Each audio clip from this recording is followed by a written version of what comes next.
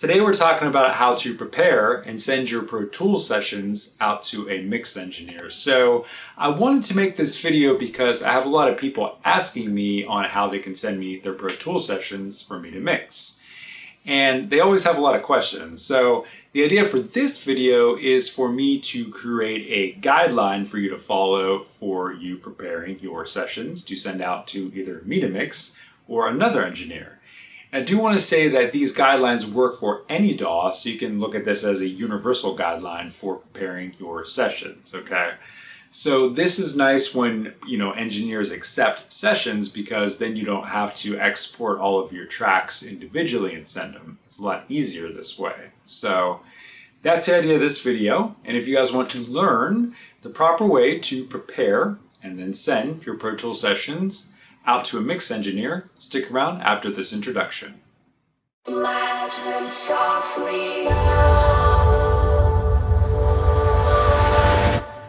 Welcome everybody, I'm Dan Spencer and I am the Audio Sorcerer. So this is the channel where I teach you how to perfect your audio recording, mixing, and mastering skills. So before we get to the video, make sure you guys smash that like button. Please subscribe and hit that notification bell to know when I have new videos coming out. So without further ado, today we're talking about how to prepare and send your Pro Tools session off to a mix engineer for mixing.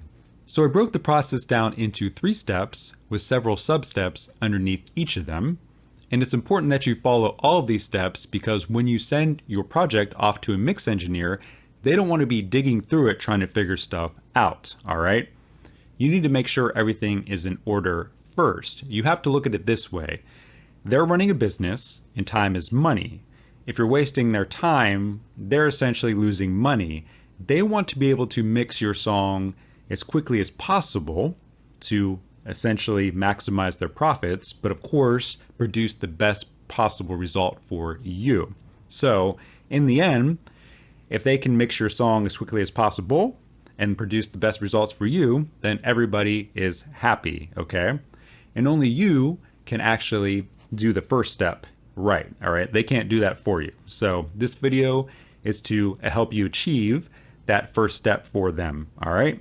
So with that being said, let's get into it and let's talk about the first step, which is committing specific tracks.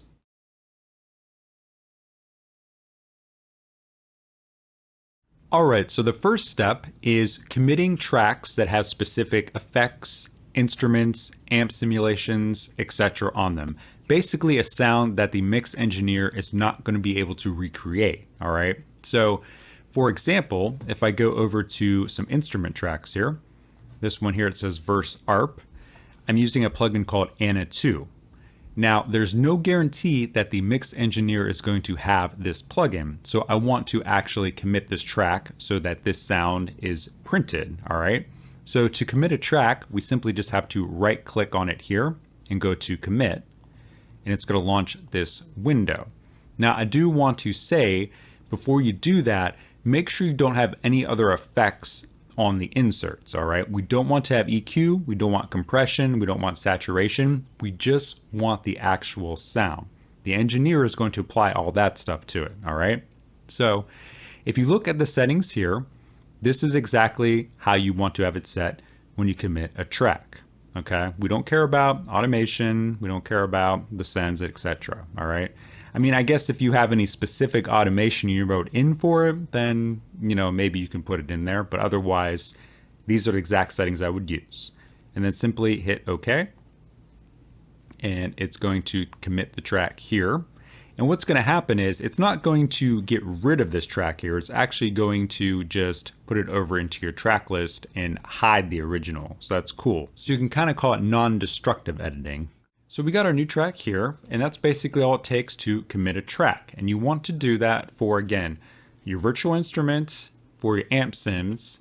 You want to do it if you have Melodyne, Auto-Tune, or any elastic audio you did. That's very important because, again, they may not have Melodyne or Auto-Tune, or they may have a different version. So not everybody uses Auto-Tune by Antares. They might have Waves Tune per se. So that is step 1 in the process of preparing and sending your Pro Tools session. Let's move on to step 2, which is cleaning up your tracks in session.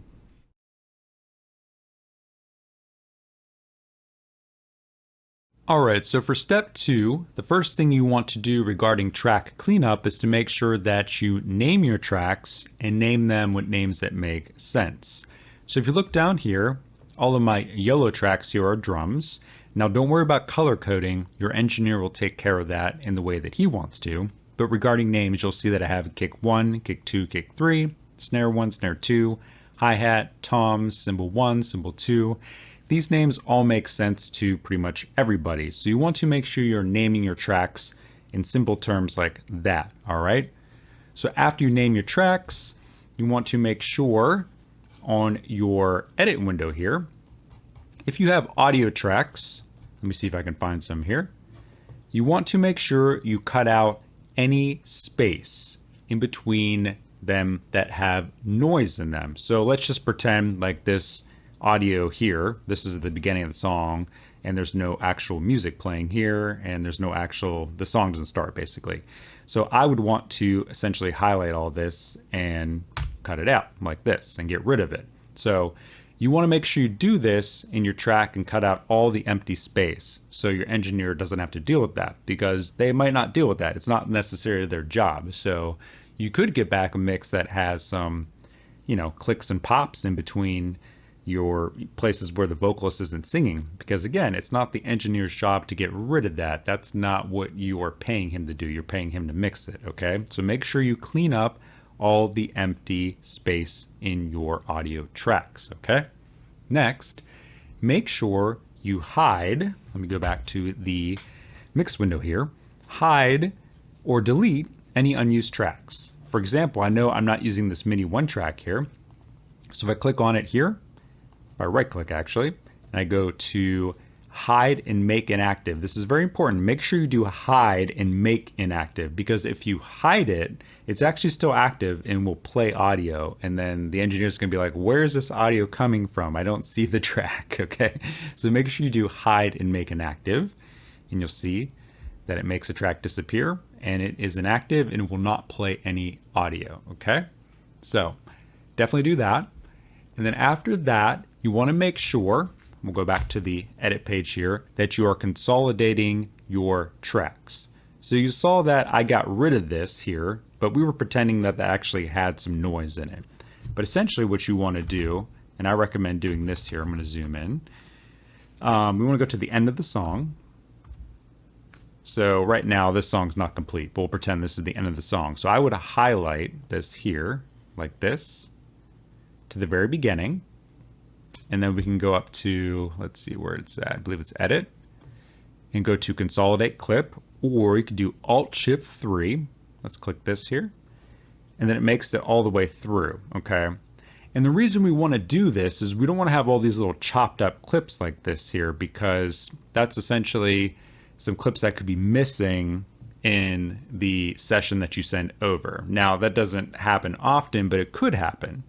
Now what happens is when you do this consolidation, it's making a whole new clip in your audio files folder, and basically it's kind of like starting from fresh if you want to look at it that way, so you know you're kind of be good to go when you send this.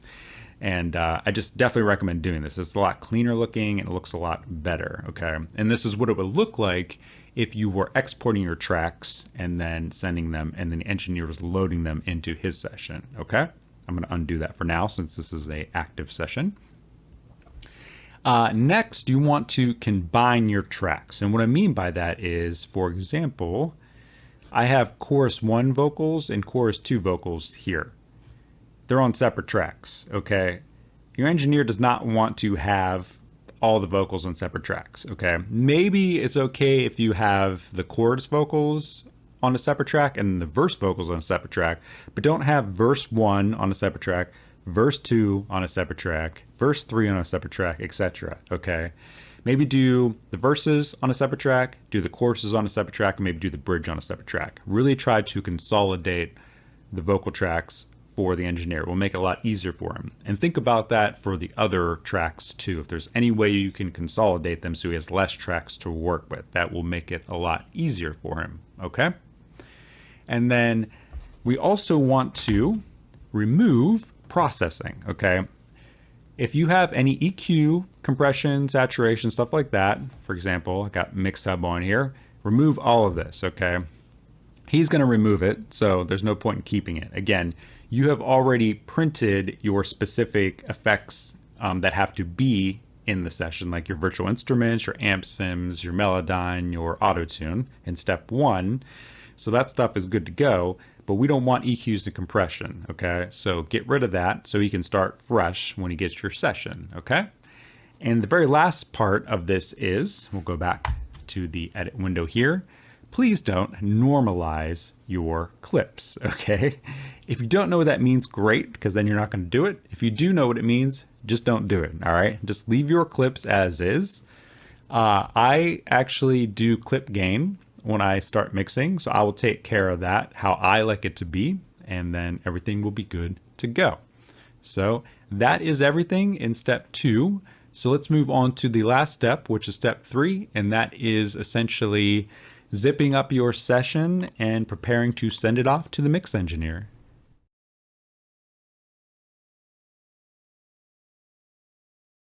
All right, so our last and final step is to actually zip up the session folder and send it off, okay? So what you want to do is go to the location on your computer where the session folder is saved, and you'll see that I have it highlighted right here. Now, if you open it up, you'll see you have all these subfolders and then the actual Pro Tools session file. Now, the biggest mistake that I get is people just send the session file, and of course it does not work because there are no audio files with it.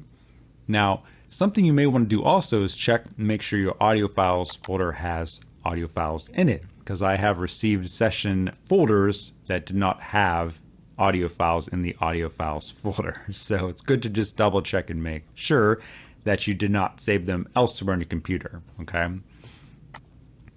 And then what I also recommend doing in this phase is to make sure that you do your own little rough mix and then bounce it and then save it in the bounced files for your engineer, okay? I don't have anything in here now because I haven't bounced anything in here, but this is where you want to save it so your engineer has something to reference. So this is good because, yes, you're sending it off to get mixed by somebody professionally, but you in your head still have the idea of how it should sound. And the engineer is going to take your idea and just make it sound that much better, okay? He's not going to necessarily change your idea. He's just going to make it sound better. So he needs to know what you're thinking, and that's why you need to provide him with a reference mix, okay? So let's go back to the main subcategory here. And what you want to do is make sure you have a way to zip this up. Now, I believe Windows actually has a built-in way to zip files. However, I'm a big fan of WinRAR, and I've been using it for, I don't even know, probably like 20 years. I think it's been out that long. I'll put a link in the description below where you can download it. But all you have to do is simply right-click on it here, and you'll see you have access to it in here. You can go Add to Archive, and then you can go to Zip here, and just hit OK. And it's going to zip up the whole folder for you, and you'll see it's creating it right here. It'll just keep it right where you basically have your folder at. And then when this is done, you could essentially just take this zip file and then drop it into wherever you need to send it to. So on my particular website, I have essentially a Dropbox basically built into my website, and you can just drop it there and then send it, okay? And the reason you want to do it via zip file is this is a way to just keep everything compact, and it kind of makes it a little bit smaller also, and it's just a lot easier to send it that way, okay? You don't want to just drop in random files, and it just gets tricky that way. Always zip up your files when you want to send stuff, even if it's not music, okay? So those are the 3 steps it takes in preparing and sending a Pro Tools session off to a mix engineer to get your song mixed. I hope you found this video helpful, and if you did, give this video a thumbs up. Please subscribe because I'm making this content for you, and hit that notification bell to know how many videos coming out. So with that being said, until the next video, I will see you guys later, and peace out.